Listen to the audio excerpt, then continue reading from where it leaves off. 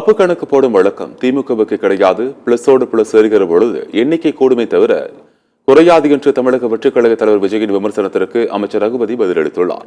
புதுக்கோட்டையில் செய்தியாளர்களை சந்தித்த சட்டத்துறை அமைச்சர் ரகுபதி இவ்வாறு கூறினார். திமுகவில் வாரிசு அரசியல் இல்லை, வாரிசு அடிப்படையில் யாருக்கும் பொறுப்பு வழங்கப்படவில்லை என்று குறிப்பிட்டார்.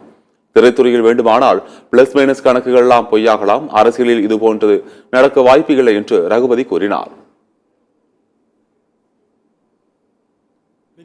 அதாவது திராவிட முன்னேற்ற கழகம் எப்பொழுதுமே ஒரு கணக்கை போட்டால் சரியான கணக்கைத்தான் நாங்கள் போடுவோமே தவிர தப்பு கணக்கு போடுகிற பழக்கம் எங்களுக்கு கிடையாது.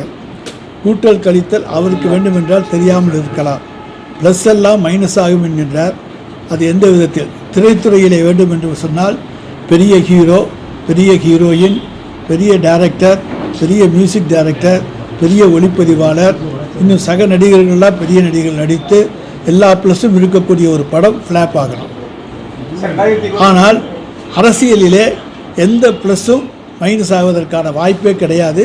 ப்ளஸோடு ப்ளஸ் ஏறுகிற போது அங்கே எண்ணிக்கை கூடுமே தவிர அங்கே குறைவதற்கான வாய்ப்பு ஒன்றுமே கிடையாது. எனவே ப்ளஸ்ஸை மைனஸ் ஆக்கி காட்டுகிற வல்லமை அவருக்கும் கிடையாது, யாருக்கும் கிடையாது.